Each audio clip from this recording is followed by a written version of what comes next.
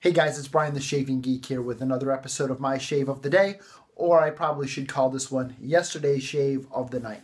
Wasn't able to get this video done yesterday and get it uploaded just due to some space constraints on my phone, but wanted to go ahead and do this video because I used some new products and I'm just excited to tell you about them.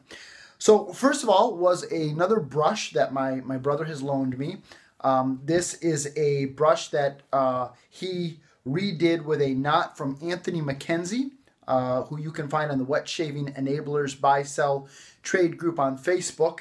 I did have some contact with Anthony. He doesn't have an Etsy store as of yet. I think he's working on trying to set one up. But right now you can contact him through the Wet Shaving Enablers Buy Sell Trade group if you are interested in these knots.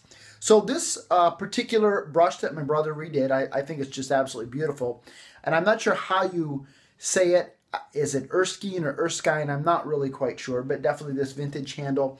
Model 4267, I guess, is what it was. Really like the look of this and the you know, the color combination, all of that good stuff. I think it's just very beautiful and got that definitely that retro vibe. He reknotted it with, and I want to get this right, so I'm going to read it. This is the Miami, what does he call this? Miami Lights knot. And is this Miami Lights? I'm sorry, no. This is, well, I want to get it right, Miami Sunrise. So he has two synthetic knots that my brother brought. This is the Miami Sunrise. This is the Miami Lights, and I haven't used this one yet. That's up next. So this is, what did I say, the Miami Sunrise, and it's a 24 millimeter knot, 66 millimeter loft. Very nice, dense knot, lots of backbone in this. In fact, this has more backbone than even my Nathan Clark Ubersoft. Still soft tips on the face, but like I said, just considerable more backbone. Now, the one thing that I noticed with this compared to my Nathan Clark Ubersoft is this does have a tiny bit of scritch to it that the Nathan Clark doesn't have.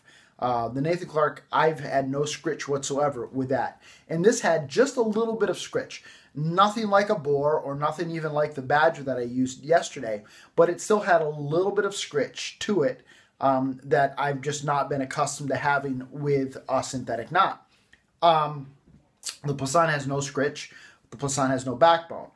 So I think maybe just the extra backbone gives it that little bit of scritch that the Nathan Clark doesn't have. So for me right now, well, this is a great knot. I enjoyed using it. It lathered the soap easily. It loaded, lathered the soap, performed very, very well.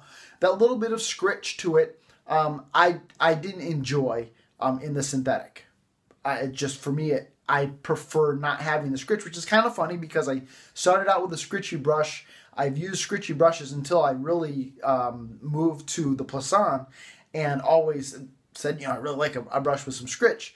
And just for me, that was the one thing that I just didn't really enjoy. Was it bad? No, it was a great brush, great knot, great feel.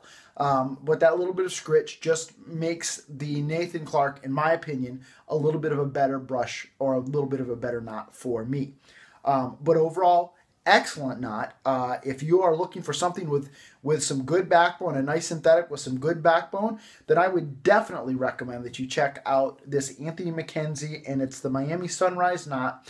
I think you would be very happy, especially if you're somebody who enjoys a little bit of scritch. And when I say a little bit, it's a little bit. It's not, again, it's not the scritch of a boar. It's not the scritch of a badger, but there just was a little bit of scritch there that I'm not accustomed to in the synthetics. But again, really, really enjoyed it. And, you know, if it weren't for me having used the Ubersoft knot, this would be number one in my den if it were staying. But my brother's not going to let me keep it. In fact, my brother came over and visited yesterday. He had sent these over with my dad earlier this week, and just due to, you know, the complications of life, I hadn't gotten around to using anything but that Badger that I reviewed yesterday. And because I hadn't done the review yesterday, before my brother left yesterday, he was going to try to take it. I said, no, you got to leave that so I can do the review, or give my opinion, or whatever we're calling this. And he was heartbroken that he had to leave his brushes behind. So definitely want to get through these, get them reviewed, but I know he's not going to let me keep them. So anyhow, that was what I used as far as my brush last night. Now for my razor, I started to use my Black Beauty last night, and I got one pass down the side of my face, and I thought better of it. And it wasn't even one pass, it was just one stroke down. And I said, you know what, I don't want to do this, because the Black Beauty is a razor for me that I get very inconsistent results with it. One shave will be great, and the next shave will just be a little bit for me. And so because of the fact that I was trying a new brush, and I was trying a new soap and a new balm, I wanted to use a razor that I know is going to give me consistent results. And that is my Edmund Jagger DE89. I'm 50 some odd razors into this hobby, and this is still in my top 2-3 razors. I get a consistent, comfortable shave every time with this razor. It's got great heft to it, and it just works very, very well for me. I had it loaded with an Astra Green blade, and I just took this off because I wanted to verify that and took it apart. I was pretty sure that was what was in it, but I just wanted to make sure. Astra Green blade, shave number 4, and this is just an excellent combination for me. Always works well. Comfortable shave. I could shave blindfolded, I think, hopping on one foot, and get a good shave with that combination. Now, on to the soap. The soap that I used is from a pass around from the Shave Market, and it is a soap called, the vendor is called Knockout Shave, and this happens to be the Smoky scent. Relatively, I think, newcomer to the hobby. It's not one that I've seen a whole lot of examples of it in Shave of the Day pictures or videos, but I'm always up to trying new stuff, always looking forward to that, and so I had the opportunity to try this. Now, when I got this and I smelled it, I was kind of like, do I like it or don't I? I was kind of on the fence right out of the tub.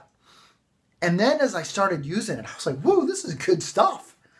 And to describe it, it's kind of, I don't even know how to describe it. So I went and started doing some research into it, and I found out that this is kind of their take on Creed's Silver Mountain Water. So if you're familiar with that, I'm not, but that, I guess, is kind of, they're paying homage to that scent. But the way they describe it, I'm going to read this, is that this has notes of green tea, black currants, bergamot, mandarin, musk, and sandalwood.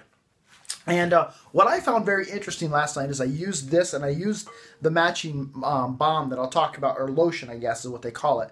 I used them last night. And as I was getting into bed last night, my wife said, "What's that? That smells great."